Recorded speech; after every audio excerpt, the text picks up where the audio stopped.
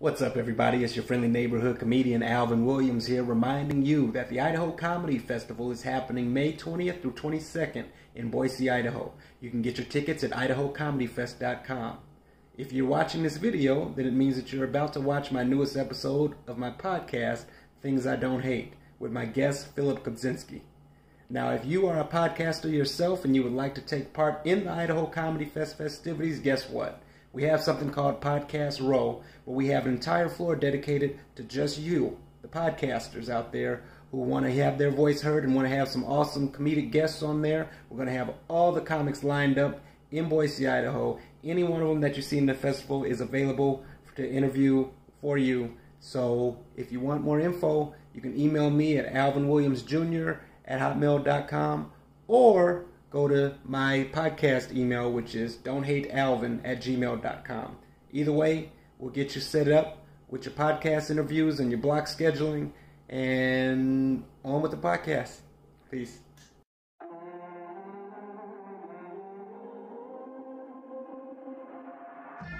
You are now listening to Things I Don't Hate, a podcast by Alvin Williams. Join me as each week I explore the often quirky passions that make our lives a little more unique, with interviews from members of all walks of the entertainment industry, as well as a few of my family and friends. Together we'll deep dive into why people love what they love and do what they do, in hopes of making the world a more brighter, understanding, and successful place to be. If you would like to subscribe, join me at thingsidon'thate.com.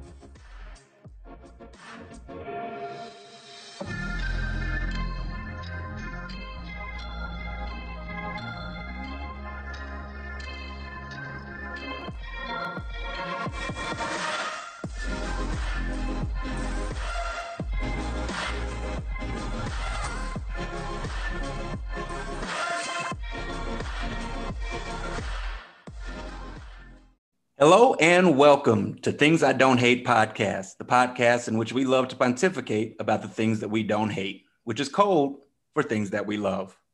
My guest today is somebody I've had the pleasure of watching continue to grow in this industry, and he does it the right way. He's one of the best comedians on tour right now. He's got a brand new tour around the Pacific Northwest called Freed and Vaccine that you have to check out. And before you do that, he's going to talk to me a little bit. So, ladies and gentlemen, I give to you Mr. Phillip Kopczynski. What up, bro? Hey, what's going on, man? It's great seeing you. And I thought I'd be able to see you in real life. I thought we'd do your first face-to-face podcast, but you had to go to Denver. And yeah, the time that I bring you on is the time that I actually am out of town. Yeah. Well, we all are now. It's nice to get back into it, man. It's I was actually just I just was talking to my barber about you. Yeah. I mean, I didn't mention your name. I wasn't like, Alvin. I didn't go to my barber and you're black. Alvin. Come on, it's a small. Do you ever go to Post Falls or whatever? I don't. People, is it okay that people know you're in Post Falls? I feel like you're hidden in a layer there that you're just keeping a secret. This weird undergrad. Yeah, it's fine. I live in Post Falls, Idaho. You'll find him if you want to. I dare anybody to come find me. Come get me. Find Post Falls first. Yeah, dude. I was talking to the barber, and I'm like, yeah, have you guys been to Coeur d'Alene? It's wide open, and it's wild out there. It never shut down. And the guy, all the other barbers all looked over, kind of side eye, and they're like, this guy just goes, I don't go where I'm not welcome. I can't not get followed in Coeur d'Alene. And it reminded me of the night that we were there. And I was just white privileging it up. And you're like, don't jaywalk. What are you doing? You're going to get me killed, And yeah.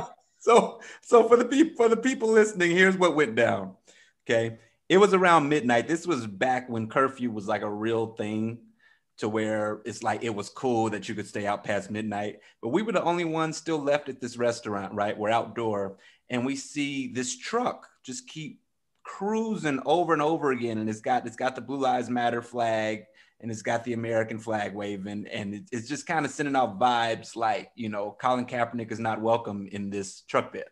Right. So I got to the point where I'm like, you know what? I got nothing to prove. We were drinking a little. I said, hey, Phillip, you mind walking with me to my car? Because my car is in the parking lot in the dark and they keep cruising around this area. And I find that weird. And he's like, yeah, man, sure. No problem. I was going to do that anyway. So we start walking. And as we get to a crosswalk, which there's a clear stop light and a cop car on the other side of the street waiting to cross, Phillip just walks out into the street. I'm like waving at the cop. I'm like, hey, slow down, man. I'm like, don't no. Like I was worried about the truck. I didn't want to be worried about the cops too. Like, we've been drinking, dog. I'm going to my car. Yeah, right. Yeah, man. I mean, he was in the middle of the street and he was like, oh, snap. I'm so sorry. Oh man, I am sorry. Yeah, like, yeah. I felt like I had to like take, it's like whatever version of like taking my jacket off and putting it in the puddle for you was like me being like, listen, cop, he's with me. Okay. I got my arm around him. We're going to be fine. Yeah. So it's like when you touch an electric current and then touch somebody else. Yeah. Yeah. They belong to the current at that point. Like, you touch the cop and then you touch me. He's like, it's fine. See, we're all white here. Yeah, well, I mean, it's not just the whiteness, but like I look like a cop. I mean, I really keep my hair short. You know what I mean? I wear polo shirts. Like I look like one of them. You know, dude, cop is in your last name. Yeah, I'm Kopczynski. I mean, it's just one. You know, go down the list, man. I can't. That's why that's probably the only reason I didn't develop a drug habit, is because nobody would believe me whenever when I'm trying to buy drugs, dude. They were always like, you know, like, you got to do it with me. I'm like, dude, I don't want to smoke this pot in your loser ass basement with you. All right. I'm not, my good money is going to go to these drugs on my own time. You know, I've been touring with you for a couple years now, and the jury's still out, man. I don't know if you're a narc or not. Like, I'm like, nah, I'm just going to play it cool. At this point, it's deep cover, dude. Yeah, man. Yeah. Undercover comic cop. The last person they would suspect. Yeah, right. Yeah, I'm gonna bust these poor comics for these small amounts of drugs they're doing in their hotel room alone, sadly. You did get that dry bar special awfully quick. Yeah. Well, those Mormons got a lot to hide, man. You know what I mean? They don't want their business out there. I just spend one night with them, coke them up real good, and got a lot of their secrets, and they got to book me. It's like Phillip and the White Messiah. Yeah. No, it's white mailing is what it is when you blackmail a Mormon. Where are you at now? Well, I'm at home. I was doing I'm out in the wild right now, man. I'm doing I don't even have these on the tour because I have these gigs in Idaho that I'm like not even. It's like a celebration that Washington's open. So I booked all these Washington dates, you know. So dude, last night, man, I was in Bonner's Ferry. I don't know if you know what that is. Yeah, I know Bonner's Ferry. That's a little too far north even for my blood. Yeah, man. It was like I made a joke about polygamists. And a bunch of people came up to me and they're like, actually, polygamists are part of the culture here, you know? And I'm like, because I've been up to that part of the state where people are like, we'll see what father has to say about that. There's two families outside waiting for you. One's not friendly. One is very friendly. Yeah. Oh yeah. And you got kids up there without social security numbers. Like it's real deep out there in that. And it was so I was doing this theater like last summer. They canceled when everything went down, and then now as they reopen, I was the first one they canceled. It was the first one to reopen, and yeah, it was weird, man. I mean, these small, you know, I forget what it's like to go to these gigs, not really know. They don't know what to do, you know. Yeah. They're like, hey, we have food for you, and I'm like, oh, that's cool. Yeah, I mean, you don't have to, but like that's cool if it's there. And then I go out to my car to like, you know, get like my merch or whatever, and the lady who was in charge of the food, it was just some protein bars like in her car seat, and rather than set them up in the green room, she just walks over to me and was like, are you the comedian? Here's your food, and just hands me like an assortment of protein bars. And like that was the case. I mean, it was cute. It was like cute, but it's also like, dude, what am I doing right now? Like, am I about to perform at a bake sale? You know? Like I thought I was going into like a rowdy bar gig, and I was like, oh, this is gonna be wild, you know. That And in it your wound up, rider to have half melted protein bars because you don't like to work. they were a little melted. I was like, are you sitting Yeah. on this, lady? I can't use that much energy for digestion when I'm about to perform, so I'm just. If you could just Well, I get a had cake out of Ryan it for with me, and Ryan afterwards was like, I think she was like letting you pick one because I just reached in and grabbed all of them. I'm like, oh, thank you, and I just grabbed all of them out of her hand. I think she was anyway. It was. And it was an old church too, so I was like, I had to. I there's a lot of shit in my act where I'm like, I don't feel comfortable saying this in an old church. I don't know why. It just didn't feel totally okay with it. But it was a little theater, and it was. Dude, I've been there, bro. I've done a gig. Well, it wasn't even a. I was doing a speaking gig, not comedy, speaking. sure. And it was like a conference and it's a summit, but I was doing it in a church. And even though it wasn't a church, like they had just bought the church, right? It wasn't a church, but they bought the church. Like they just bought it. So there's crosses and we're in the sanctuary. Right. Yeah, you know, and like wherever 3 men are gathered or something like that. I forget. It's either a prayer or a riot. I forget. It depends. But I was like, I did not feel like I wasn't at a church. And it felt like everything I said should be like oriented toward religious people. Yeah. Well, I definitely was not. It was not the rowdy bar gig I was expecting to be at, you know. And yeah. Well, it's really goofy though. I mean, this place is a theater. Like this, how they make their living is live performances. Yeah. And they're right next to a very active train track. Like, dude, our show was an hour and a half. I would bet we had 5 trains, and like the people were just used to it. Like they were just like, oh no, this building is like 150 years old, so like they didn't know about trains back then, and so the train like came in after. Oh, dude, it's just I just haven't, I haven't been as things opened up. I was like, yeah, I'll do that. I don't care, man. I'll do that. I'll do it. We wound up. It was a fun show, but like tonight I'm at a resort in like Priest Lake, and Millie's by any chance? I don't, but I know Priest Lake, and yeah, man. So you were just super excited about. No, big part of this pandemic, man, is I was like, dude, why am I? So that dry bar dropped, and then in January, by February, I had filled up my calendar to October, like faster than I've ever filled it up, and it got to the point where I was like, I need to reassess what I'm taking. Yeah, what you're worth. Yeah. Yeah, right. And it was great to be getting into these clubs I'd want to get into, but I was also like, it's not great to like break even on virtually every trip, and it's like, how many times am I going to go there before they give me a door deal or before I earn a door deal, really, So yeah.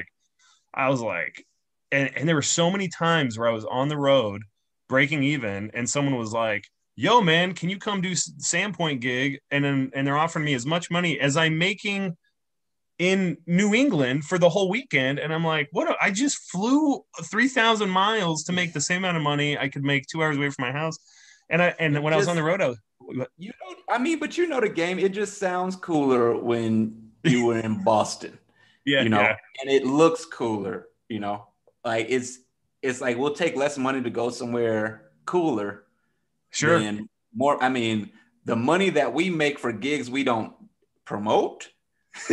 Yeah, that's exactly right. Yeah. And if I can do those gigs close to home, then it's actually profitable, and I'll tell you what, man, it definitely toughens you up a little bit. There's a bad and a good, because if you go somewhere where they're not used to live entertainment, dude, you could build a lot of bad habits. You could take notes on stage. You could look like shit. You know what I mean? Like you could just like fumble in, and they're like, well, this is just what stand-up comedy is, because they don't know, This is how they do it. Yeah. But at the same time, like people also are sometimes so polite in these areas that they don't know when to laugh. Like they'll stifle their laughter because they don't want to interrupt you. So it's like, it's a really. Where are those people? I haven't seen that in years. Yeah, it's like the people who are like, like they do this instead of laughing, and then you know, so you gotta like so you really, I don't know, I feel like I've strengthened material at places like this because I'm like, I am going to force you to either shit your pants or laugh. You know what I mean? So I'm glad you're old. Yeah. Well, and you know, that's another thing is like people want to, rural communities are not as like backwards as they used to be because the internet has kind of leveled the playing field. The gap. For like, you know, whatever, like cultural references, and just, you know, but still, man, when you're doing like wild ass shit, like in your like when you're saying like wild ass shit that you can say at a stand-up club, there is a lot of people that are like, I've not heard these ideas, I've not heard shit like this before said in a performance space, you know, like if their only live performance is like church and karaoke night, you know, I mean, it's that, or, you know, comedy. I mean, sometimes I have to check myself because I'm like, what did you expect? But I don't know. I'm like, how do you laugh at home? What do you laugh at? Yeah. You know, because I've always laughed at people cursing. Like I just, you know, it's no big deal to me. Like words don't hit me. Though I've never walked out of a show. Yeah. I just haven't. Like I can't imagine a word getting to me to that point because. Well, I remember people like when I started, they were like, "No one ever walks out of a clean show," and I was like, "Yeah, they do. If it sucks, yes, they do. If it sucks, they will leave a clean show. Yeah. And if it's super dirty, they might not leave because they don't want to look like a little bitch. That too. They want more ammo to talk to you at the end of the show. I sometimes wonder. I had a guy. I was doing it was a joke about police, and this guy comes up to me at the end of the show and he's like, "Hey man, you're really funny, but you lost half the audience when you did that police joke. I'm just letting you know. I mean, me and my wife, we just stopped listening after that." And I was like, does he think he's half the room? Because I'm like, first of all, that joke wasn't for him. That joke was for who it was for, and they laughed. Secondly, I was like, so you're offended by this? And I had a real conversation with him. I was like, so you're offended by this? Every joke I do is at somebody's expense. So let me ask you this. When I was doing the jokes about relationships and I was making fun of women, you were cool with that? And he said, well, it's a fucking comedy show. I mean, if they don't know what to expect when they come in here. I was like, do you hear yourself? I didn't lose half the room. I lost you and your wife. And you decided like, well, nobody thinks this is funny now. It's just like, what is wrong with people, man? Ugh. Yeah, man. Was the guy a cop? No, he was just from Cleveland. I bet I love performing for cops. You know who you can fucking say who, if you can go in front of it. I mean, I've performed for cops multiple times. And I think a couple of those times I'm like, they wouldn't book a black guy. That's why you got me or whatever, you know, like, I mean, I just said that shit. Or like, just as a side note, you know, like I remember I was doing one and there was like backfire.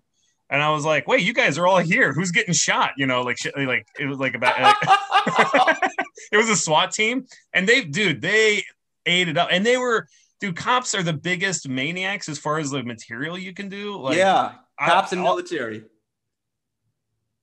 And military. Oh, we break up a little. Yeah, you're good. The cops and military are great audiences. Terrific. And I've never done a prison, but I heard prison audiences go crazy. Like they love stand up. No, I'm serious. Yeah, like I think the only one that. Oh yeah, I would love to do a prison. You want to do a prison tour? No, I can get booked super easy for it though. I mean, I've got connections. I know a guy. I got some people. What did you just get paid in commissary? I don't understand how the compensation would work. Cartons of ramen.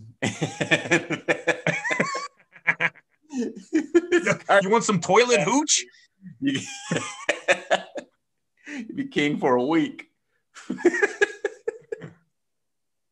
I want to be in a situation where all the places can get back to at least saying they're 100%. because I'm having trouble right now. Tell me if I'm wrong. Places are open 50% capacity, right? Yeah, in Washington. Yeah. Okay. So, and that's like a big victory. Right, but the pay changes, right? Because they're only 50%, Yeah. right? Okay, so tell me the base the base is the same. What's the difference between you being sold out on a 50% capacity show and you having 50% of people show up at a full capacity event? Why would my pay be different? Oh, no, the pay's not. So yeah, the pay is still the same, but you just you're not going to move as many tickets. So if you're doing a 50-50 deal or a versus deal, like, you get a flat rate, or half the ticket sales, whatever's greater. The problem is you just the seats aren't there. That's so the pay. I guess the structure is the same. You just have the less opportunity for sale bonuses. I just know some clubs that are like, sorry, we can't, because we're only halfway, attendance wise, we can only pay you this. And it's like, that's not different than the numbers you used to have, because people are selling these places out now because they're so starved for entertainment. So I'm like, I feel like we're getting the same amount of people, so I was just like, let me just wait till it's 100%. So there's no excuses. Cause right now, and you'll see like some of the best comics. It's like, we're all like within a little region. We're not venturing too far out of the way because it's just not worth it. Well, and we're competing with the theater acts. I mean, that's the reality and they're doing of it, man. Now. Yeah. And so, I mean, that's a big reason. That's why I was stoked to be able to get all the clubs in Washington. Because Underground shut. Well, and I'm not doing Nate Jackson's, but that's a brand new club. But I was just stoked to get those, just because I'm looking at who's in there, and I'm like, those people that I'm like, you guys came out of arenas to do a 200-person room at half capacity. Yeah. So it's what's messed up, man. And I was waiting to promote a show. I was like, I don't follow politics. I was like hanging on every word of the governor. I'm like, please don't go back. I don't.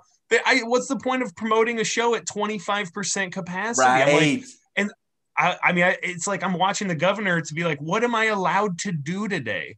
Yeah. And I was like, I don't know, man. This is like, the vaccine's out. I followed the rules. I know you followed the rules. You're the only guy wearing a mask when you came and saw me in Coeur d'Alene. Dude, that was crazy. Yeah. So I go to see Phillip in Coeur d'Alene, and the place is packed. Should it have been packed? Who knows?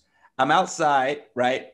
Nobody's wearing a mask. There's a priest outside of the place, no mask. And I'm like, weird flex, but okay.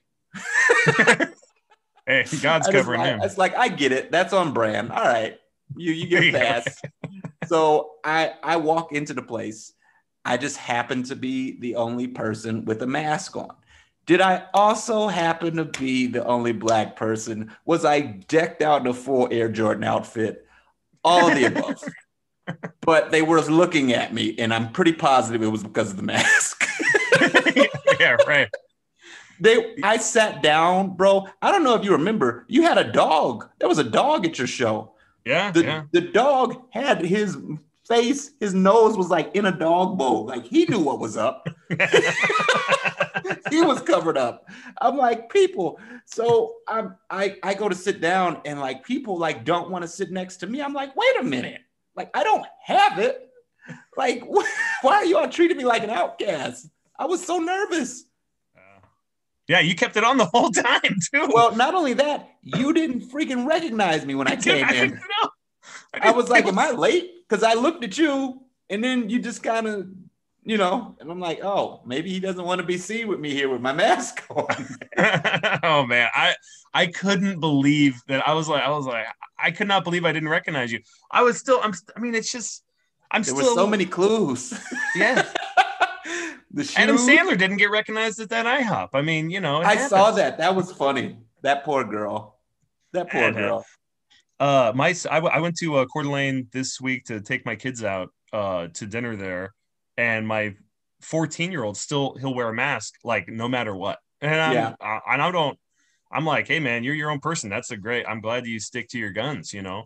He was the only person wearing a mask at this restaurant, and they were like, you know what? We actually have another room that we're trying to fill up because the servers are understaffed. And I'm looking around. I'm like, this place seems pretty understaffed. They're like, well, no, it's fun over there. Go over there. And they took us there. Nobody was in this room. I'm like, these sons of bitches.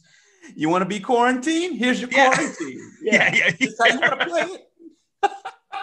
Yeah, it was like bad PR for them to have a 14-year-old with a mask on, apparently. It is. It's like they whatever. have something to hide and the kid knows. People feel guilty when they see kids wearing masks of any kind. I'm talking like, you know, diamond soldiers in Africa, you know, like Oh, you shit. see the kids with masks on, you're like, yeah, I probably shouldn't be purchasing stuff from here. Yeah, well, it is sad, man. I mean, you know, like my kids have become these weird little like introverts now, you know, and they were already weird little introverts. And You have great kids though.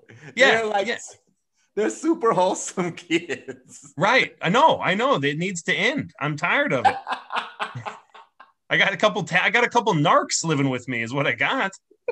It's insane, man. Like one of them can bake. Like your kids are amazing, bro. Oh yeah, did you see that?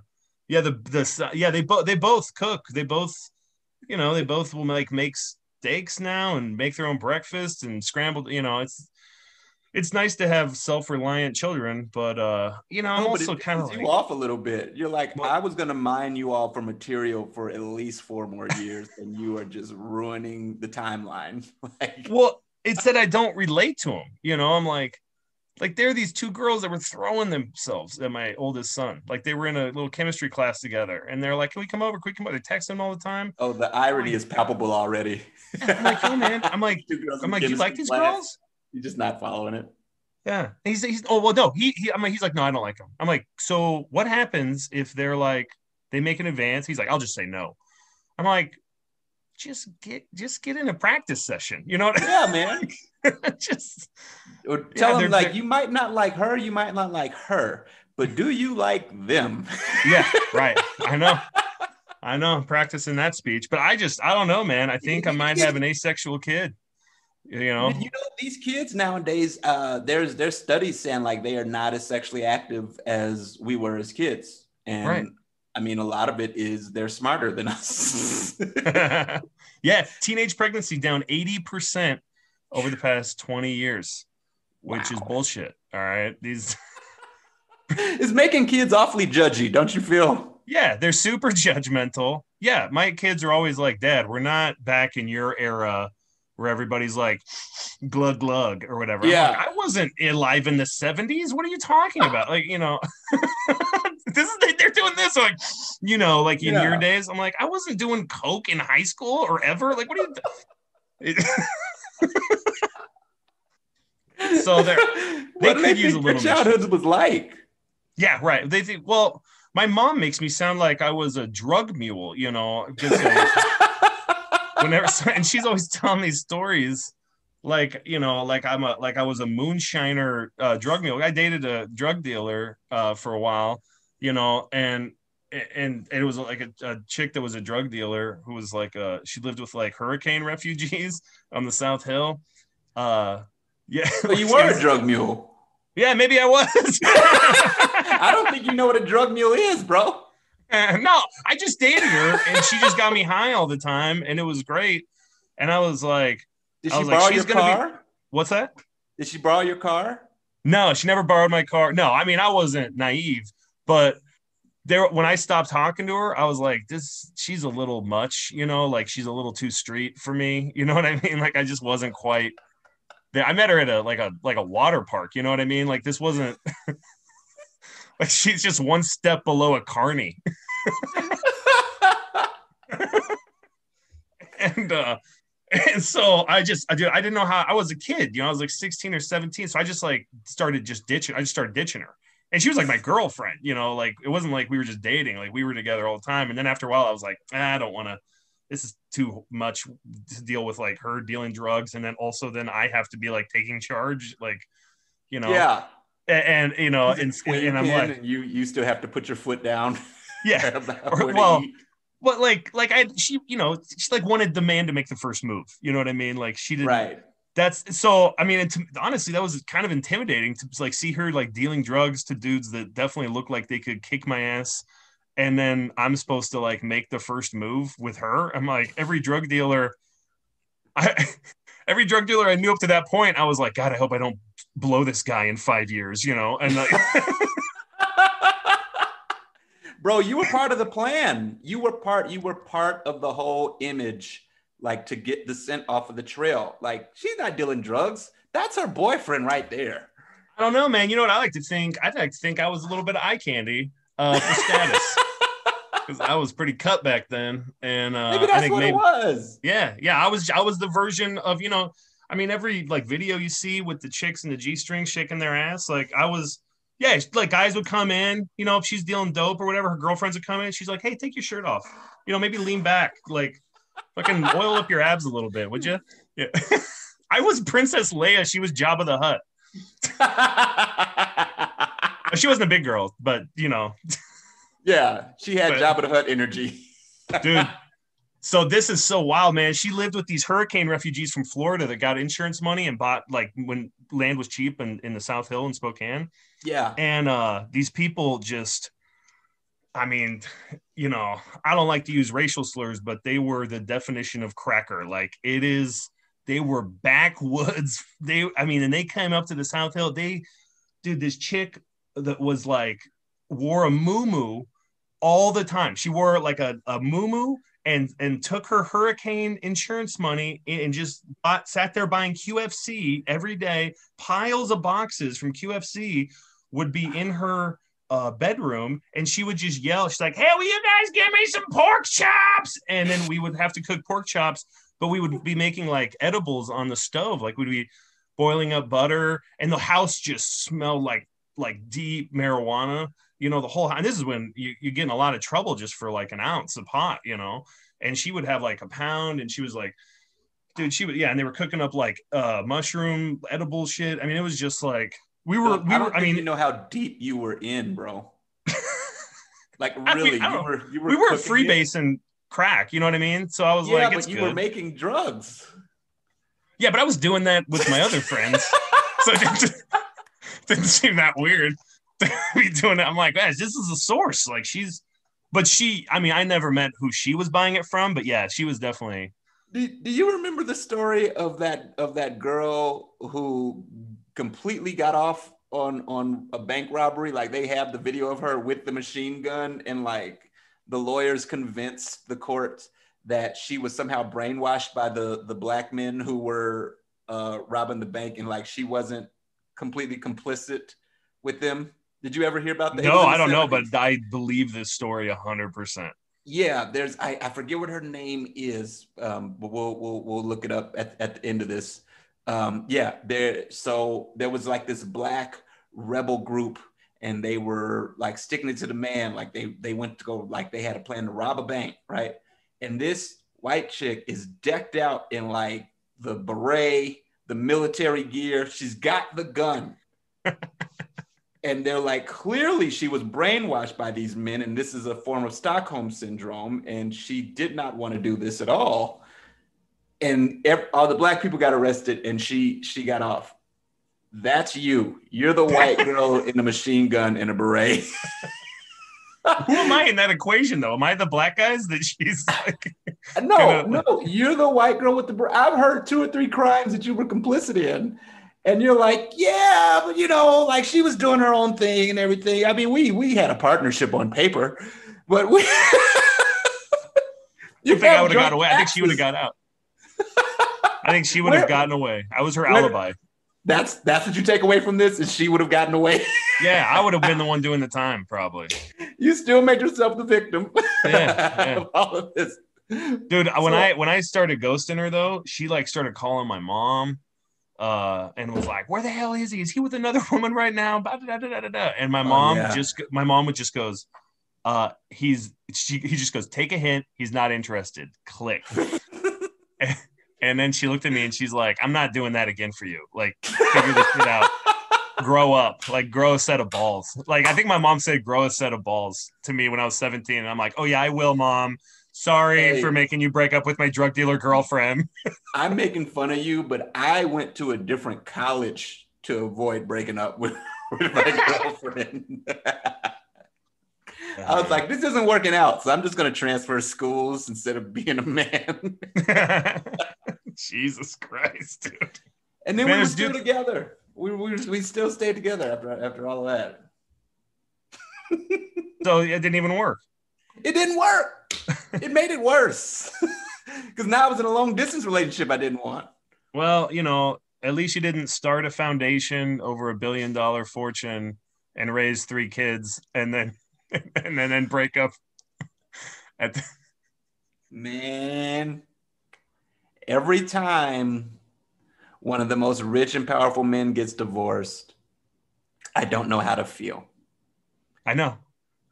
I always thought the whole point of having all the money was shit like this doesn't happen to you. Right. I really, the Jeff Bezos thing where they're like, he was cheating. You know how I feel about this. I'm like, he's the richest man in the world. Cheating isn't a word anymore. Right. The rules are different for him. Yeah. These things don't exist. Yeah. I'm like, what? Cheating how? Cheating on who? Who does he answer to? Right. Yeah, that's it. That's exactly it. Yeah. Well, that's, you know what's funny? So Melinda Gates, like her whole, like she came out with a book a couple years ago, and her big thing was men and women need to share domestic chores. Like that's a form of hidden sexism in society, is that men and women are not sharing the domestic chores. And I'm like, okay, well, now that you're going to your next relationship with $70 billion, let's see how many fucking chores you're going to be doing in that relationship. Yeah. So are you just going to have like a set amount of housekeepers that are men versus women? Like, are you going to even that out? Because you're not how doing many toilets shit, is Melinda Gates? Yeah. How many toilets is she really cleaning? You know? Yeah. How dare she be the one to talk about that to other people? Right. Like not from you. Pay somebody. Fund them, have them do the message, back them financially the whole time, and get your message out that way. But we're not listening to you about how to clean our house. It is a goofy ass message from the wrong person. You know, yes. It's very silly. And honestly, it was so much work to keep Amanda from hearing that message, because I am not lifting a fucking finger. You know what I mean? Like, yeah, because they've got it all over the internet, you know, because they're like big on that. If this gets out, yeah. Don't follow Melinda Gates on Instagram, hun. You see these stories, you're gonna get ideas. I look at these founders, man. Paul Allen is dead. Oh, yeah. You know, and he died young. What was he, like 68 or something like that? Yeah. And I'm like, all the money in the world, and you can't get the best care to like take. I mean, to me, that's a dead giveaway. The most important thing you can have is your health. Right. Second most important thing you can have is your happiness. The money does not do what you think it does. Well, and we've talked about this. Like COVID helps you get healthier. I mean, in a lot of ways, didn't it? I mean, I swear I was on my way out of here at that rate. Yeah. When we were in Chicago, you were like, I'm not making it to 50 and give me seconds on this cheesecake. Come on, you know? I was adamant about that. I'm like, I'm not going to, I'm like the direction I'm headed. I'm like, I don't see this making it to 50. I didn't see myself finishing that year on the road. If you recall, I'm like, I've got, cause that was that 2019 when we went? Yeah. So I had my next year booked. It was already booked. And I'm like, I'm in bad health. Like my feet were like cracking and stuff. Like the heels were like separating and stuff, you know. I had poor circulation. I was 40 pounds overweight. And I'm like, and I had back trouble. I'm like, there's no way I'm going to make it through this this next run for the next 9 months. Like, well, the it's irony of crazy. stand-up is you sit so much in the travel that it messes you up if you don't actively deal with it, you know. And I don't know if you've ever done this where you're like on a flight and you're like, man, I just want to chill and I don't want to have to pee, and so I'll just avoid drinking water. Yeah, just sit down on this flight, so I don't have to get up. And then you have 4 hour, 5 hour, 6 hour flight, and you haven't drank water for six. Move. Yeah, you haven't moved. You haven't drank water. It's just in the terrible middle seat for your like body. this for 6 hours. Yeah, no, and that was me, because the ships were buying the tickets, so they were buying the cheapest thing they could find every time. Oh. I was always in the back. I was always in the middle seat. Never had a window. And I was just uncomfortable all the time. And I was very angry when I was on travel days, because they started 7 in the morning. I was leaving from whatever country I was going to, flying into Florida. And then from Florida, I was flying. So it's not just making it into the US. Once I make it to the US, I got to get to Spokane, Washington. Yeah. So it's like the most southern tip of the country to the most northern tip of the country on the other side of the country.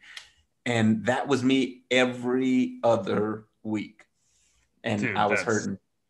Yeah, man. I think I'm one of the only people that I know that the road actually helped me be healthier, because I was so aware of that. Yeah. I would get off the plane and immediately go to a gym, just because it was so like, I was just like, I got to fight this constant sitting. Yeah. And you got in great shape. My dry bar special, I'm like, dude, I'm probably 20 pounds heavier than that. And I was filmed in 2019. I was like, dude, the quarantine, I was like, because if I'm home, I'm like, well, I'm not driving. So like, I didn't know you could gain weight from gin, like, I was like, this is insane, man. So how was that for you? Because we never talked about how was that experience having the dry bar special, because they really do a great job. Oh yeah, it's like the Motown of comedy. I mean, they crank out 6 specials a weekend when they're filming. So yeah, 6 20-minute specials, and they got a great studio, and they make it look like there's like it make it look like a big room, but I would bet it's like 120 people in the main showroom. Yeah, it's actually really small, and it's like, it reminds me of like it's a TV studio. Because you've got the upstairs balcony area, which is really just offices for editors and production assistants and whatever. And they pull a lot of talent from the BYU Film School. So they've got a lot of like young, hip talent. Yeah. That cheap is talent. cheap. Yeah. And hungry. That's hungry. And his stuff looks great. And so, yeah, they'll work their asses off and it's a legitimate television credit. And then the director, I went up to what they call it, I don't know what they call it in Mormon country, but I think they call it the God's chair in like sport, like if you're a sports producer, because you're not even watching the show, you're just watching all the screens. Yeah. And yeah, man, I mean, it was like one time I went to a NASCAR event, and we knew like one of the guys that worked at the NASCAR facility in Daytona, and he took us to where all like ESPN was set up and stuff, and that they were at that level of production at Dry Bar for sure. Wow. Yeah, so it's legit, man. I mean, it's a good deal. It's just, it is, the squeaky clean part of it. Amanda watched it, and I worked out all the dirty stuff out of my act, and Amanda watched the whole thing, and she was like, yeah, it's okay, but you're funnier when you swear. It's not the swearing, it's just being able to be myself, what I mean? It's the freedom. People don't know that when they tell you got to be squeaky clean, it's different from saying I choose to do clean jokes, and this is how I've written it. It's like they put a governor on a sports car. And how did I get here? You know, and it's a long journey to go from be authentically who I am and who I am on stage, and and the people that can come to this point, I think, are some of the best stand-ups. And it's so difficult to be yourself on stage. And, I think and that's part of the journey of stand-up, is like, well, who am I? You know what I mean? And that's, that, and I'm starting to realize, like, man, I'm just a dirty weirdo, you know, that I like dirty jokes. I like saying wild ass shit. And I would rather have a small group of people that are like, what is this crazy motherfucker going to say this time? You know? Yeah. Give me that small group that follows me everywhere versus a million people who really don't know how I really feel. Yeah. You know? Yeah. Just, and then, you know, and then you're stifled in like, okay, well, this little joke works for the larger majority, so I'll have to tell this joke for 7 years. Yeah. And it's like, dude, I can't, I mean, I can't imagine, man. I was like, last night I was looking at my set and my oldest joke is from 2018. And I'm like, I'm just so done with it, man. Yeah. Like, you know what I mean? Like it's going those jokes are the ones that you use when when it's just like, this crowd is just not into it. I'm going to do this joke that has worked for a decade. And if they don't laugh at this, it wasn't about me. This is a damn good joke. It's taken me all around the country. If they don't laugh at this, it's like, okay, well, then we've all made choices tonight. Yeah. You know? Well, it's like the best feeling in stand-up is getting laughs at a new joke. And the worst feeling is bombing with an old joke. I thought that was preaching right now. That is 100% accurate. That's a 100%. Gabe Rutledge quote right there. I have snapped at audiences for not laughing at one of my old jokes that I know was good because I didn't want it to die like that, you know? Yeah. I hear you. Just watch somebody kick your little brother in the knee for no reason. Like, you're going to say something. It's like, no, that was a good joke. Don't you dare not laugh at that. Dude, I hear you, man. I wanted to ask you, so in Florida, they just passed a law that you can't have businesses can't use vaccination cards as a way, like you can't separate. Can't discriminate because of the vaccine. So how are the cruise ships going to handle that? Like I believe they aren't going to require the passengers to be vaccinated. However, all the crew and the workers are going to be vaccinated. So that's the way they get around it. And it's like the passengers, it's kind of like a enter at your own risk type thing. Wow. I really thought they were going to require passengers to be vaccinated. I mean, you know, I don't know what to say. I know the Dude, if a breakout happens on another ship, I just would think that would be devastating. I take the tone of the CDC when it comes to this. When they allowed the ships to start back again in July, they're like, and they sounded super defeated. We are aware that there's never going to be a situation in which there isn't some form of risk involving the coronavirus on these ships. So we will allow them to travel without any more regulations. Because they were planning on doing it for November, and then they were going to get sued for that. And just like they're like, you know what? If you want to go. When this whole thing first started, I did not want to even touch a ship again. I'm like, what if I get stranded? That's all I thought about. I'm like, that can't happen to me. And now I'm like, I'm stranded at home too. Yeah. You know what I mean? So I'm like, this feeling is no different. Like I was fighting to not be in a room all day. Yeah. And then I end up on land in a room all day. So I'm like, well, I might as well get paid for being in a room all day. I've seen the pictures you post on those ships. Women don't look like that in Post Falls, man. Now I do regret saying where I live. That's going to come back. That one's going to come back on me. You didn't stand up for us? I mean... Come on. Yeah, you got to be self-aware, all right? When the best date you got in town is the Popeyes, I mean, there's a limit. And we do have a Popeyes. Yeah, man. Dude, it's a big deal. That's... They put it where the black people were. We support it secretly. We're like silent like silent investors. I get the stuff sent to my house. I never go in. I never walk in. They have a deal with DoorDash where you don't have to pay delivery. Popeyes? Yeah. Wait, first of all, you're saying we? Did you just mean you and your dad? Yes. I said the black people in Post Falls. Yeah. Now, if you know some more and you're holding out, this is a hate crime. They can't know each other. That's the kind of shit my mom would pull, man. It was so, I would be so embarrassed. She had a friend that was black, and then we'd be in Spokane, and she met a person that was black. She'd be like, "Do you know Etta? Do you know Etta?"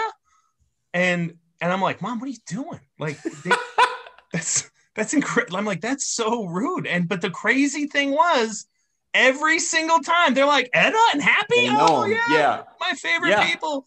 That part, I straight up will tell somebody no, just because.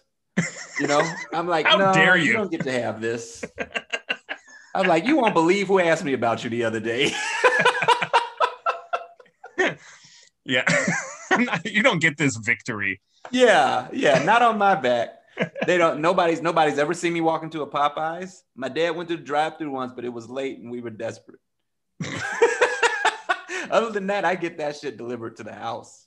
Why? Just because you don't want someone to drive by and be like, typical.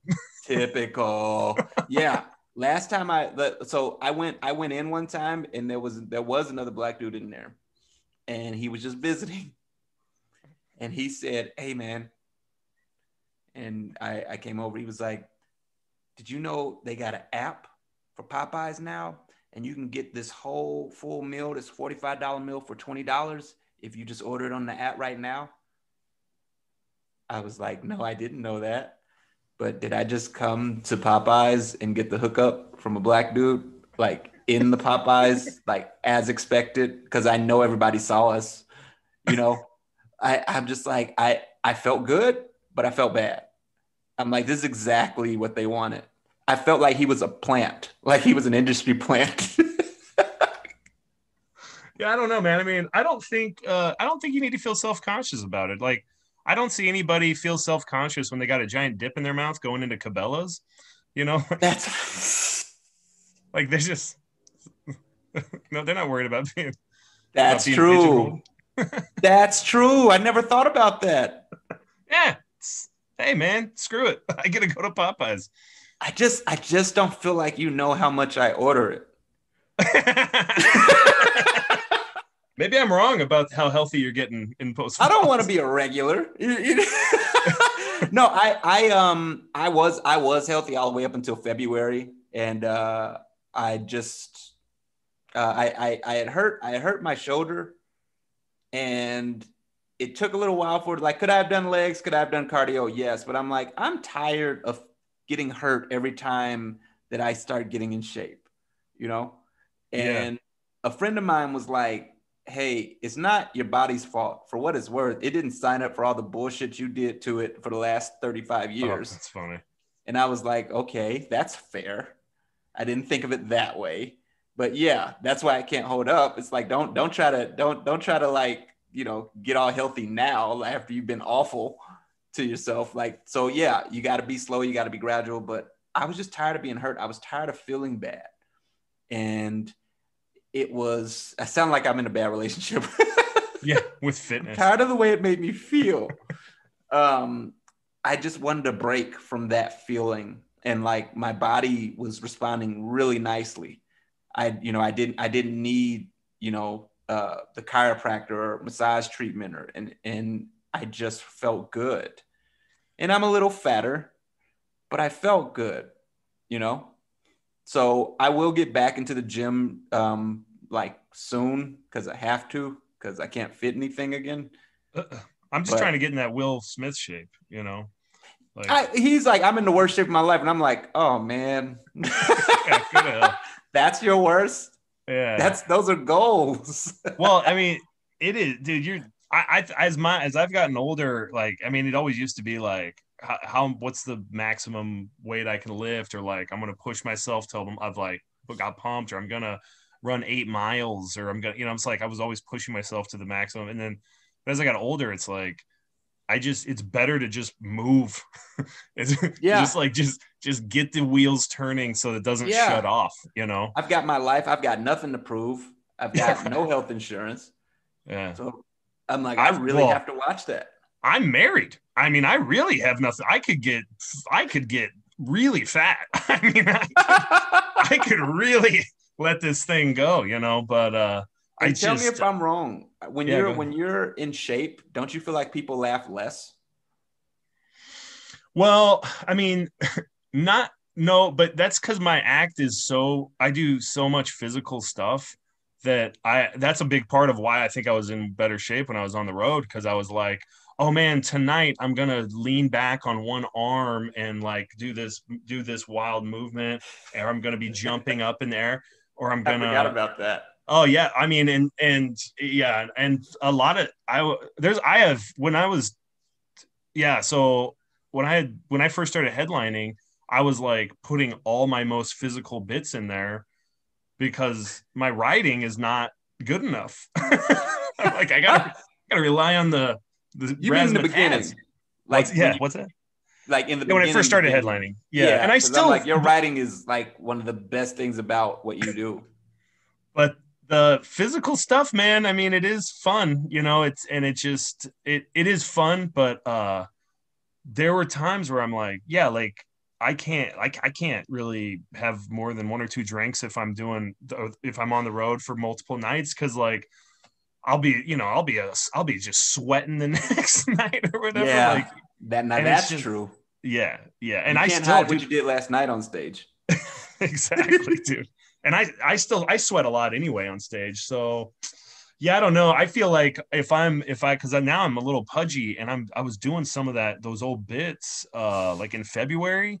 Mhm. And dude, I watched the footage and I'm like, oh dude, I think people were like, oh, you know, it's like, yeah, you ever seen that Patrick Swayze and Chris Farley as Chippendale Yeah, dancers? yeah. Yeah, I've been both sides of that spectrum, I feel like now. And I'm not One sure year. which ones. Yeah, maybe I am getting bigger laughs as the Chris Farley. I don't, I don't know, but I think they're the wrong kind of laughs. And it never fails, man. I was performing every weekend, and I felt the difference when I was like really in shape. People just did not find me as funny as when I was chubbier. Like there Yeah. was something about that. It was just a little different. Well, they And probably like you right faster, because they're like, oh, he's a lovable yeah, teddy he's an bear. everyman type of guy, you know? Yeah, yeah. Yeah, when you start becoming well, I mean, really quickly turn into like just a angry psychopath if I'm skinny. That's the persona? Because we're hungry. We're very hungry. I can't stress that enough. Yeah, dude. Yeah, Ryan McComb, the guy that has opened for both of us, right? Yeah. He was already a small guy. Do you know he lost 30 pounds in the pandemic? He has gotten thinner. He's gotten very thin. I've noticed it, and then I asked him about it because I was like, "Right, like, do you want some food? Do you want me to we'll do a food drive for you?" And he was like, he goes, I'm miserable. He goes, I know I'm going to be miserable. Stand up went away. I don't have an income, and he's like, so I just was like, if I'm going to be miserable, why not just be miserable with food too? And he said he was down to like eating 1,200 calories a day for a while. And the guy lost 30 pounds. I mean, he was already a skinny person. He lost 30 pounds. I'm like, he's like going to be a jockey pretty soon. 1,200? 1,200 calories. That's not much, man. I've had that in a drive. Oh, yeah. Yeah. Like, that's not like a long distance drive, man. Like, just fucking. Yeah, to drive to Popeyes. Dude, I had a box of crumble cookies. Like, that was probably 1,200 calories. Easily. Yeah. Easily. It's not much food. It's not a lot of food. I have 12. If I'm not paying attention, I will have 1,200 calories. Like I'll just have that in between meals. Right. Yeah. It's easy. Yeah. And when he told me that, I was like, you got to quit doing that. You're going to disappear, man. Yeah. So yeah. There's people that got into shape during coronavirus. And I'm like, go fuck yourself, man. I don't. You remember? I was not proud of you. I was like, you left us behind, Alvin. I came back. Don't you worry. Well, I was a little jealous because you were working out in Post Falls at a gym, and our gyms were all closed. Yeah, it was completely empty, and I was rubbing that shit in. Everybody felt that. It didn't feel as special once other places had gyms that were open. It was just like I had my head start. You know, nothing about my life changed. And that was the problem. And COVID is responsible for that. Under any other circumstances, I would have been able to go out, travel, meet more people. You know what I mean? But there was no reward at the end of it. It was like, you're doing this, you're losing weight, and then you go home, and then there's no shows. You know, so it was bittersweet. It was like I felt no changes socially, and that's half of it. That's what keeps you going, right? You know.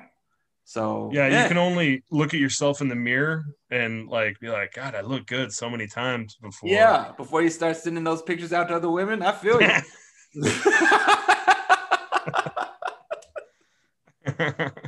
So tell me about your tour, man. Tell me about the Freedom Vaccine tour.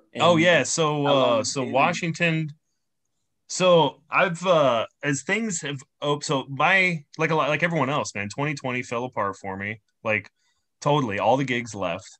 Yeah. And after so it was nothing for the first 90 days. Mm-hmm. And then it was like, hey, there's this thing out in Oregon. Why don't you that gig didn't go away. And then it was like, hey, these some of these tribal casinos didn't shut down. So I remember I was like, all right, I'll go do that. And some of them were like, yo, this is kind of sketchy. Then Coeur d'Alene, open up. And then it was like, there was just weird shit I've never done. Like house shows. I'd never, I'd heard like it's a big thing in LA. There's a lot of house shows.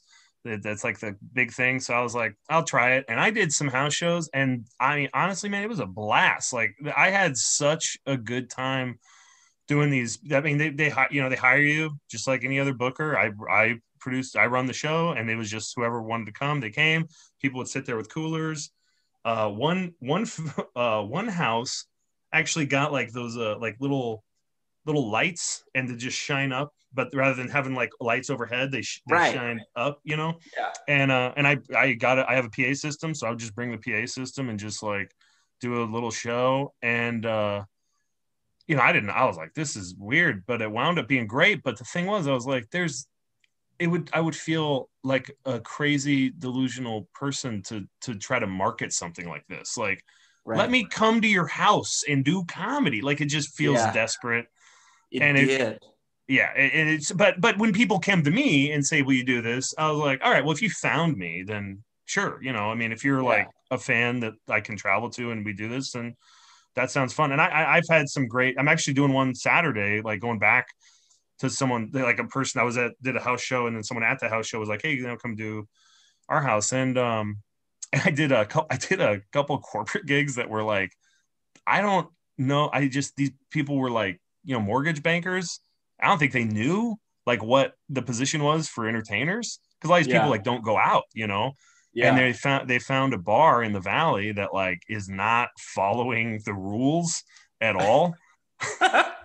Like at all. Like you walk in and they're just like, it's just like, you do what you want. This is a free country, or whatever. And so they're not following the rules. And so I did like these illegal corporate shows where I was like, well, I don't want to tell them this is illegal, because this is kind of fun. And, I like being around wild people. You're doing corporate speakeasies? Yeah. That's what it was. It was so, I think my opening line was like, do you guys know this is illegal? Like you're corporate, you guys are mortgage bankers. And I'm like, this is exactly how I want my mortgage bankers to like have a loose understanding of the law. Like I want, that's what makes you great.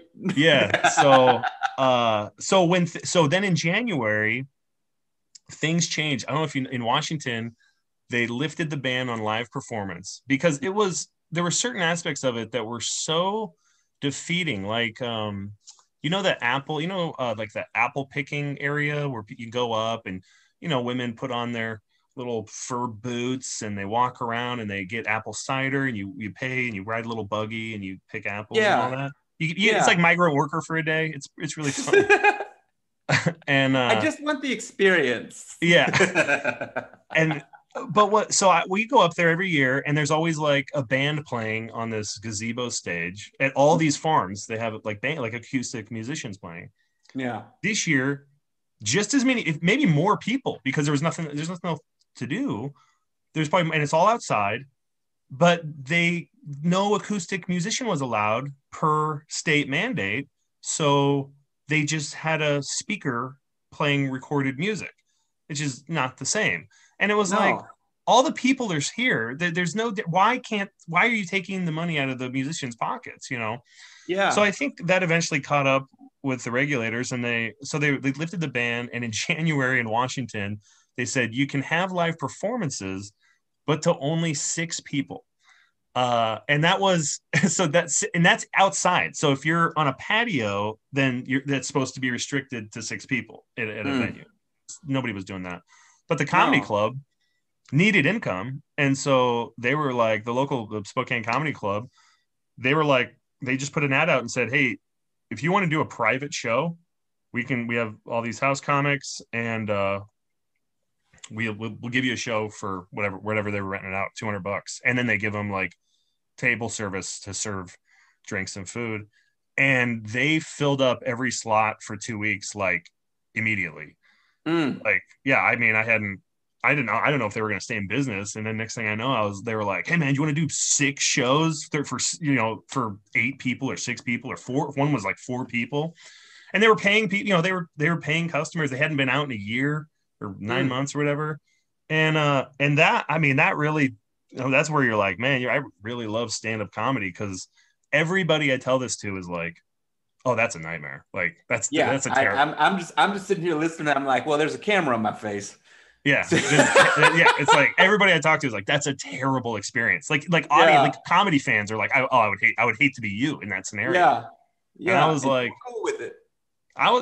Well, you know, the club did a great job. They set up like a backdrop, and then they kind of made it like an intimate little, so it was almost like just holding court at a party is the way I looked at it, you know. Again. And, yeah. Nightmare for me. That is the worst possible thing I can think of, is being the center of attention at a party. I know that is counterintuitive. Yeah. But you understand. Like, that's not what I want. But it's a party I can leave, you know. It's a party where I'm like, I'm out. Yeah, no, I definitely left. Because I just go in the green room and let the next person take over. We were only doing half-hour sets. They didn't have anything longer, so it would just be 3 comics doing half-hour sets. Oh, okay. I see. But that's one thing I kind of wish I had access to. Like, you see these New York people that go to New York, it's so sharp because they work in a conversational manner. And like, you know, I've always tried to be like a big energy guy on stage, which you do that if it's a small show or a low attendance show, people are like, dude, chill out. You know, they're like, come on, like that's too much for us just sitting here, you know. So it was kind of nice to be able to be real in that moment and be authentic. And so I didn't hate it. I definitely, and I knew there was an end to it too. Like I knew there was a shift, you know, things were shifting. So then they moved to 25% capacity, and then it was like shit just took off. I mean, it was like I started getting contacted. Like it was, you know, it was like all this stuff. Like breweries started doing gigs, bars started doing gigs, you know. Like just all these rooms opened back up. And so I was like, well, I thought in May, they're going to probably be at 50%. So I want to do like just 1 month Washington tour, celebrate the opening, and like hopefully be able to sell some tickets, because 50% is still, you know, whatever, 150 people, you know, that can be in these venues. And so, yeah, I booked the whole thing out. And I wanted to end it by early June, because it's like after that, you know, I'm not going to do any more. I don't want to talk about coronavirus anymore. Yeah. You know what I mean? It's going to be something people don't, and I'm not even talking about it that much. But it's like the election though. Like when it is over, I'm like, burn it. Yeah. You know? Yeah. Let's 100%. Never speak of this. Yeah. Right. Move on, you know? Yeah. And that's like those late night shows that are still, you know, trying to do Trump jokes. It's like, dude, give up the golden goose, man. You got to move like on to other things. You won. Yeah. He doesn't get to post on Pinterest. You won. You don't gloat. Be done with it. Exactly. And so I mean, I just want to be like, this is this coronavirus is over. Let's celebrate. And then I'm going to do other shit after this. And also it's a fun concept to be like Freedom Vaccine. The tour poster is me in an American pants with like needles in my arm. And I see it. Yeah. yeah, the first version of that poster, the guy put a giant bulge in my pants. And I was like, man, that's too much. It's like ridiculous, dude. It was really funny, but I just had to move. I had to ask him to get rid of that. Like, well, somebody got the Johnson & Johnson shot. Yeah, right. And so we're doing that. I'm doing, I think I got Richland, Tacoma, Seattle, and then Spokane left. And that'll hit all the rest of the clubs. And then I didn't put the Idaho dates on there because they're like, we've been open the whole time. It's not special to us.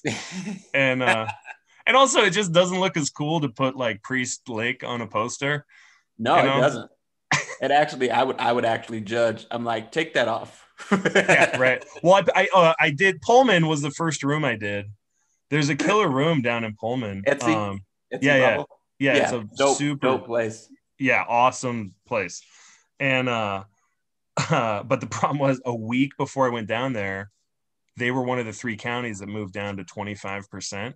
And that's another room bonus place. And so I was like, yeah, I'm not even gonna, even if I sold out and, but it was like barely any bonus because I can't remember how it was structured, but that amount of tickets being sold was just a barely any bonus. That would have been like the first tier of a ticket bonus. Right. And so I was like, yeah, that hit us hard. Cause I had the Moscow shows. Yeah. The Coeur d'Alene shows still haven't come back around. So, I'm still feeling the effects of all of this stuff, which is amazing because of the place that I live wasn't following the rules. Sure. Yeah. But why can't you do the Coeur d'Alene show? I thought you could do. It's because, this isn't a local place. This is the Best Western is involved. Right. So, they're following national protocols as far as how they're doing things. And I respect that, but it's just like, damn, the one time I needed you, Idaho. This is all I needed, Yeah. Now the Moscow shows are opening back up. We just had a show there, and we had 100 people in there. And when the tickets went on sale, it sold out in I think he said 20 minutes. Yeah, I totally believe it, man. I've had people come up and say all kinds of things after shows like, oh, it was fun, or this reminds me of my cousin, or whatever. But like, that was fun, or you have a pretty mouth, or Northwest guy. Like the way you move, boy. This is nice. You're pretty. Can I touch your face? Yeah. So it's not racist when they call me boy. I don't. But it's wild. Like since. It was like May when I think I went out and did a gig. Like, yeah, it was probably a year ago after it was kind of like, yeah, like we can maybe do it safely. And we got out and started doing gigs. And people, they say thank you. Like people walk up and they're just like, thank you for giving me something to do. Like, yeah, it is amazing how thankful people have been. I've never really experienced that. And I was talking to an older comic. He said that was the way it was after like 9/11 for like 2 months. Is like because a lot of shit shut down, but that was only shut down for like a couple weeks or whatever. Yeah, and that was in memoriam. Yeah, right. Yeah, that was yeah. And so people were just happy to laugh. I truly believe, and this is I feel this reminds me of when we had the recession, and then we bailed out the banks, right? It's like the banks were going to fail unless we, the taxpayers, bailed them out. They had the bailout. This was 2008 and 2009, right? And we had so much leverage at that point. We could have made the banks do some stuff different, and we didn't. We did it all in good faith. And it's like, hey, just try not to fuck us this time. Yeah, just take away the fee when I transfer from checking to savings. Yeah. And they were like, bonuses. Yeah, and I feel like that is, why we find ourselves in a bad situation again, because these times where you have the most leverage, if comics take a step back, just one step back and realize we will never be more in demand than in this moment. This is a once in a century type thing. The last time that stuff like this was going on, there wasn't stand-up. We are more in demand now than we ever have been. places fill out for us. Don't take anything less than what you are worth. And that's why I stopped. That's why I wasn't even stopped reaching out to go out on the road, because it's like, and then when it's defeating to be somewhere and they're sold out and they're moving drinks. And you're like, you can't even, you're not even putting up the features right now. Like, what? That's bullshit, man. Our industry has a bad track record of, if we take payment down, I don't see it coming back up. Yeah. It's like it tends to stay wherever we allow it to be lowered. And that's why you got to be super careful, because it's like they know, they know the system too. And it's like, there's always somebody behind you that's willing to do it for less. And the hope is that it gets to a point where those people who are willing to do it for less and willing to do it for less suck. And then you're like, okay, see, that's what you get. Now pay us. But you've seen this, those rooms, they put on bad shows, and then the people go, well, this is what stand-up comedy is. Yeah. I don't want to go to stand-up comedy. Yeah. And it ruins. Yeah.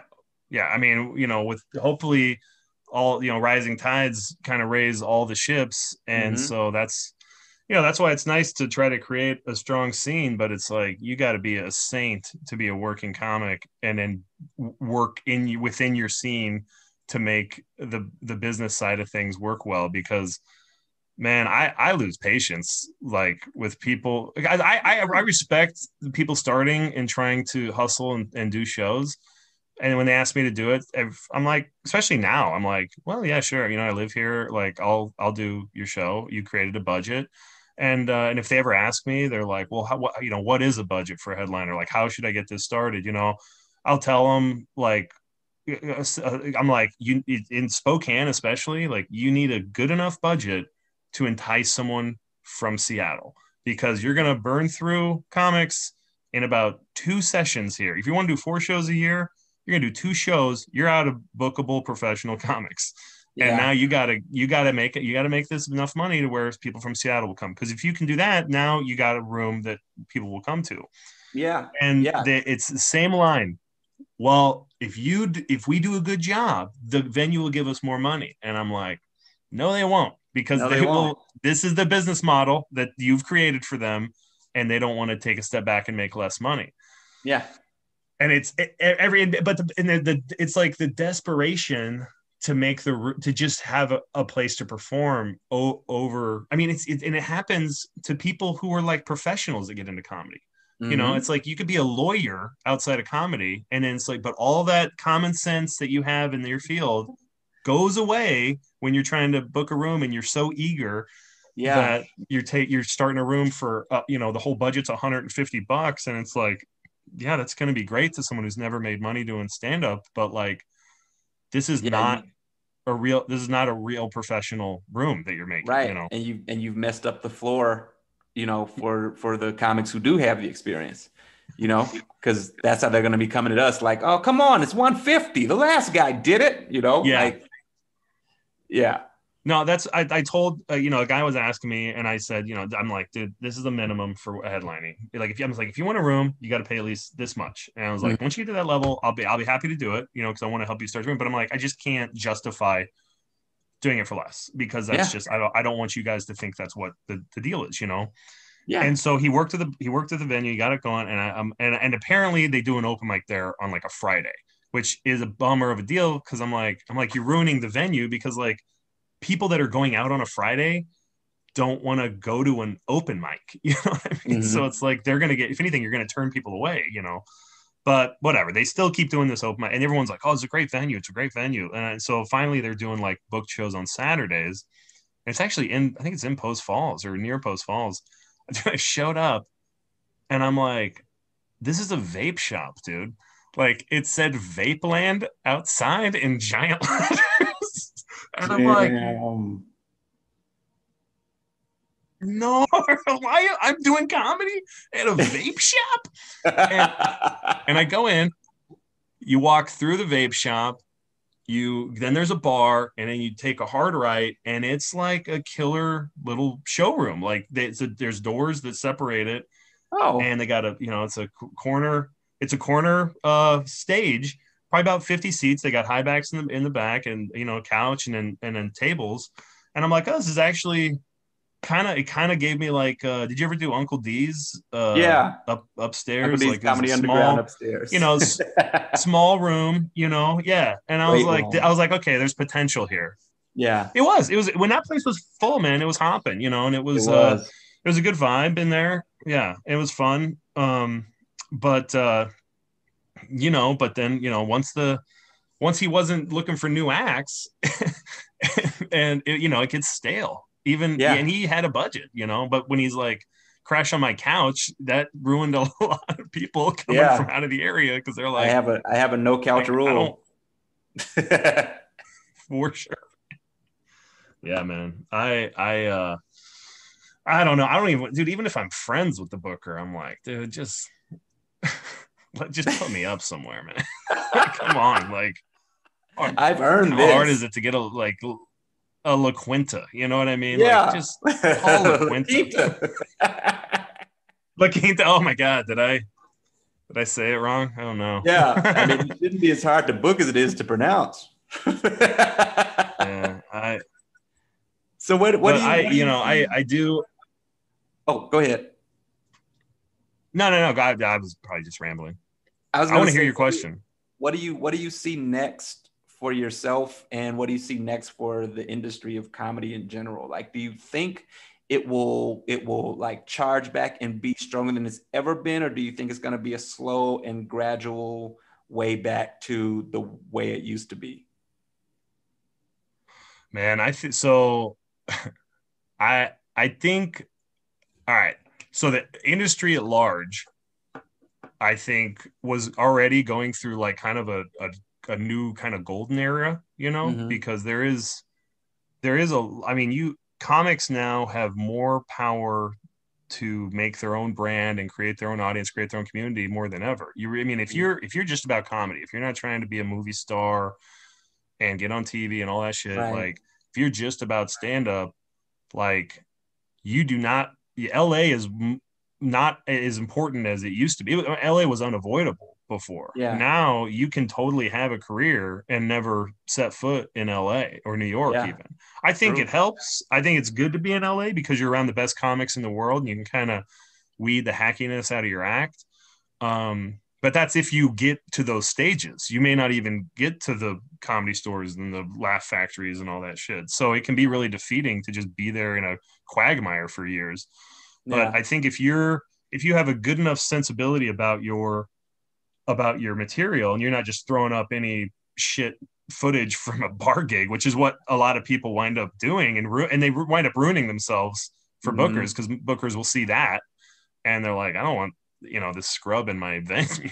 Yeah. And I think that will continue to help people grow their brand, and the people that figure that shit out will be the ones that sort of climb this ladder and build audiences and sell tickets.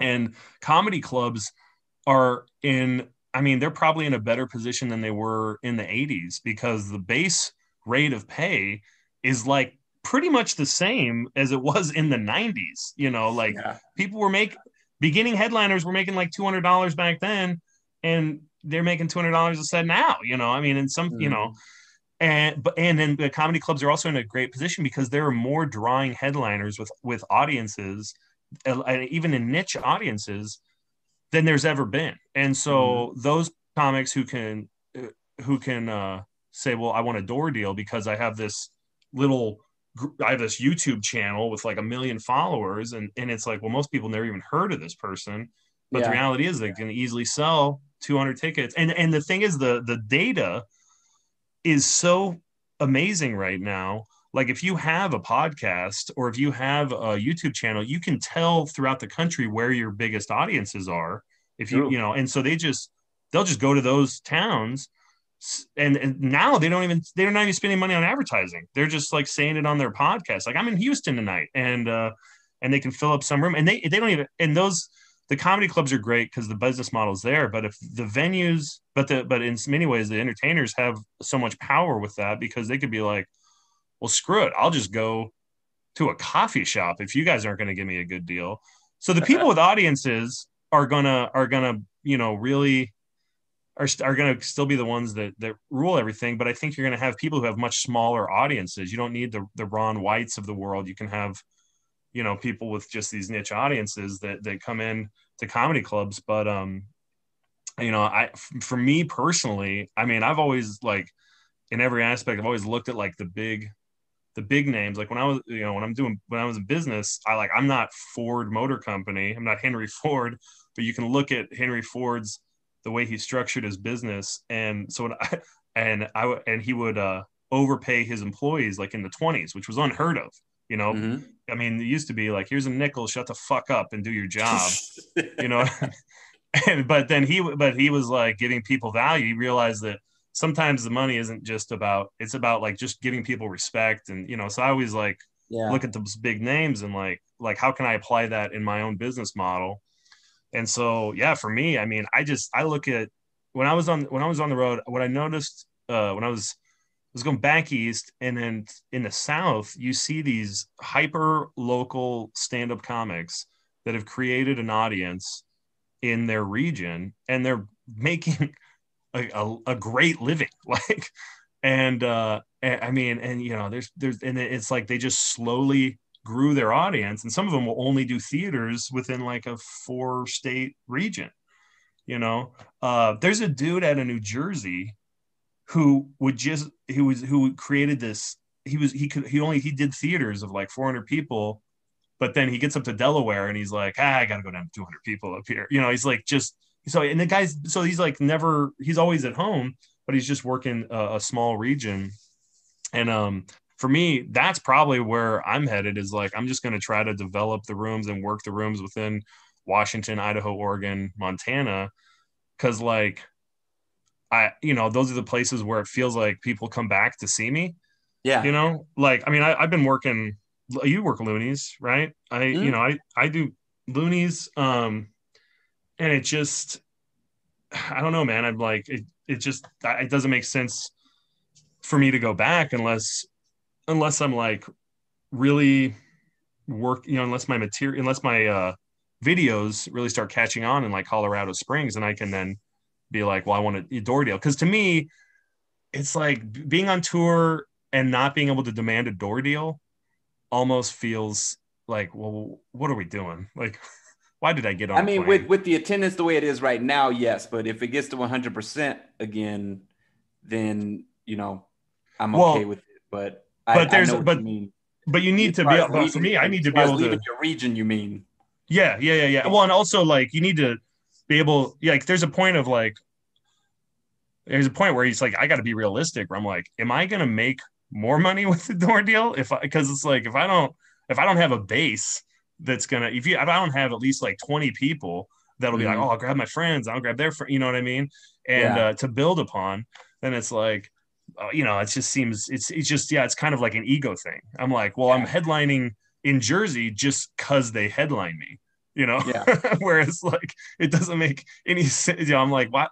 Like, why am I all the way over here? And then it just ends up being a thing where I can just like pat myself on the back, because I'm like, well, they also book, Dave Attell, so I'm working the same club Dave Attell is, and so I, it's like, it's an ego. It just becomes an ego thing, which is, for me, it's like that's the constant battle. Is like, dude, I got to tamp down this narcissism, like, because it's like I've already decided to do something where I have a microphone and I'm like, I'm the one talking. Yeah, I'm like, I'm sorry, it's too late to tamp it down. If anything, you just have to steer it and like avoid the orange cones that. Oh yeah.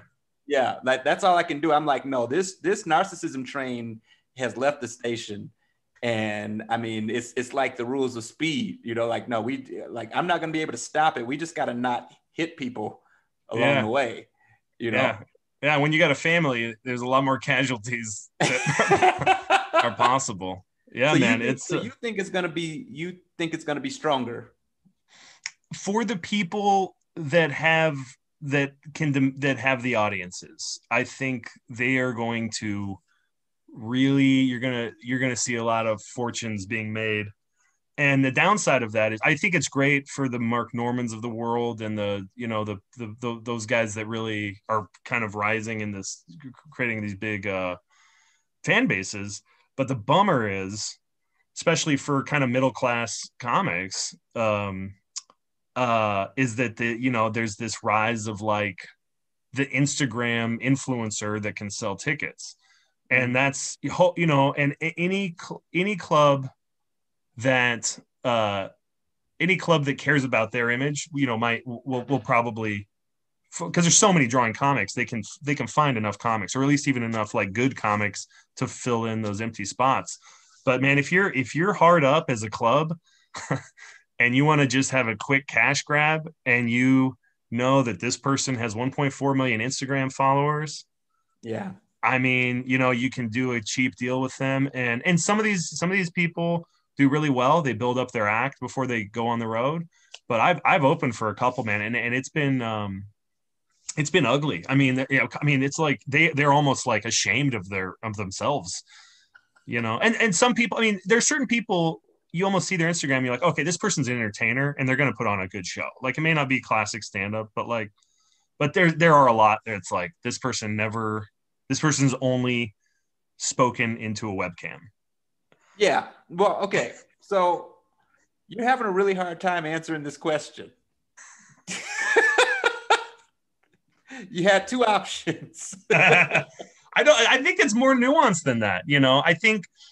I think the industry. What do you feel in your heart, sir? Are we going to be stronger when this is over, or has this hurt the industry to no return to where it was? Oh, I think, I don't know.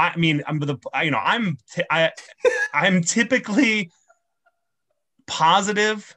I want to say with rising tides, all ships rise, but for the industry to rise, the talent has to rise. So I think it's going to be I think overall the industry is I think the comedy clubs are going to be very healthy. I think they're going to make a shit ton of money. But the reality is, man, comedy clubs are not where I'm at. I work a few, but to get into these clubs for me, just I'm like the juice isn't worth the squeeze in a lot of the cases for me. I think this was the great correction. Yeah. Oh, well, I truly do. I think a lot of would-be comics have now realized, like, okay, this isn't for me. I'm going to get a real job. A lot of on-the-cusp comics who really didn't have the passion for it were like, you know what? Fuck it. I'm just going to go do the other thing I am passionate about. And the big-name comics have to go back to the clubs the way that artists had to start going on tour when Napster had us stealing music. Like, no, you have to connect with your fans to make money now, buddy. Right. Like, I think it's that. I like the comics, they're not going to get to do movies. You're going to have your asses in the clubs, and you're going to have to rework it. I think it's the great reset for us, and I think it's great. I think for the art form, I think it's going to be the best thing that's happened, because people don't want to deal with not being real. I mean, they don't want unauthentic bullshit after, they had to deal with some real life shit. And so what I've seen is, even now, I've seen this whole time is like, there are people who were afraid to say they were performing because they were worried about certain comics being like, how dare you perform at this time? You're killing people, you're creating a super spreader event. Right. And in my experience, I have not seen good comics say that shit. The people who are still afraid to perform, I mean, granted, there are some legitimate people who are like, I'm a cancer survivor, I don't want to take the risk. And it's like, I get that. But like, for a lot of like healthy people that are still not performing, and some of them have even been vaccinated, it's like, at this point, maybe this wasn't for you. If you're looking for excuses to not perform, then move on. That's the God honest truth. I mean, there's a reason I started doing this. It was just like, I was not nearly as hungry to go back as I thought I was going to be. And it worried me for months. I'm like, maybe I'm just done with it. But then as time passed, I had something new to say. And then I wanted to be back. Then I missed it again. And you just have to be real with yourself. Like if you are not feeling it, don't go through the motions. It's not helping you, it's not helping that audience. Wait until you have something to say, and then go back out there and kill it. And that's why I'm not worried. And neither you should definitely not be worried, because our process is correct. Our process of writing and trying new things and always changing our act, that skill set with the Great Reset, I think we'll hit the ground running. And well, you I mean, already I'm have. already Yeah. running, man. I'm running all over Washington State, dude. That's Yeah. But I'm serious Yeah. though. Like the way that you're doing this now, like when it's time to go back out there again, like you will be leaps and bounds ahead of people who come back to this damn thing doing their same material as before the pandemic. Like, Yeah. no, let go of your traffic jokes. Let go of your school meeting jokes. Like that shit didn't happen the last year and a half. Do Yeah. something new. At one point, every bit in your act was something new that you hadn't tried. What happened to that person? Yeah. And I think we will rise to the top in this scenario. You mark my Man, words. I just, dude, my dream would be to like hit the road hard for like 3 months a year, and then just like recess for 9 months, and Yeah. just ponder, for Yeah, 9 months. when I first started stand up, I thought the goal was to be on stage as much as possible. I thought I'd like getting booked for a year. I was like, that was a fantasy. I just like, what if I just knew where I was gonna be? And then I got it. And I realized, the real key is working less and having a real life Yeah. off stage and Yeah. and having your time on stage count for so much more, Yeah. you know? Yeah. I mean, otherwise you lose that authenticity, because Yeah. it's seductive to just chase gigs endlessly. Yeah. They keep But handing then, it to you. You're making the money. But I mean, it catches up to us all. yeah. Well, and then after a while, it's like, what am I going to write about? Just being alone in these hotel rooms? Yeah. That's You got only to go good for live, one and a man. half albums. Yeah. Well, man, I know you and I people don't know our history, but you and I will sit in a coffee shop and talk for 4 hours straight. Like this is just what we do. Yeah. I just I enjoy you, and I just want you to know, like, I love your stand up. I love your process. I see the work that you put in. You're an excellent promoter and excellent representative of what it is to be a comic. And I just see so much in your future. Rising tides be damned. Like I see a lot for you, and I just wanted you to know that. I feel the same way, Alvin. I'm 41, and so potential really isn't, a word being used about people in my demographic anymore. It's, I think it's, In stand up though, your yeah, your age is how long you've been performing. for Already. sure. Yeah, for sure, man. Yeah. And no, man, I love every time we get to work together, and I really cannot wait to work together again, and or just see you do stand up. I really want to see what you've been up to uh, during the pandemic, because I I know got you're not stuff in the gonna. pot. Yeah, I know. I know Yeah. a lot happened. It's not just the pandemic. I mean, they burned down. I mean, a Target burned down. You know what I'm saying? Like a Yeah. whole Target burned down. So Yeah. there's a lot to talk about, man. Did you Yeah, see? man. Okay, so when the Derek Chauvin verdict came out, did you see how many flags were in half mast in Idaho? That was a little disturbing. Was it because were they I didn't mourning that Derek know. Chauvin? Dude, I did not I did not know. When I was driving around and seeing that, I'm like, that's interesting. it What's that it was a for? little suspicious, man. I was on a bike ride for Boy Scouts, and we crossed into Idaho, and there were all these flags at half mast. And one of the dads was like, "Why is it half-mast?" I was like, "Well, in Idaho, it's because of the Derek Chauvin verdict. They're all mourning that he."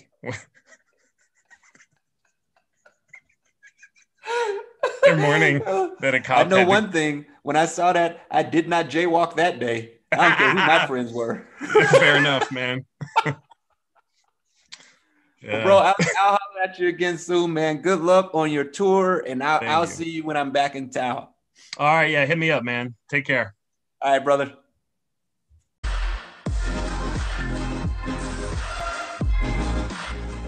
Don't forget, if you would like to subscribe, go to thingsidon'thate.com.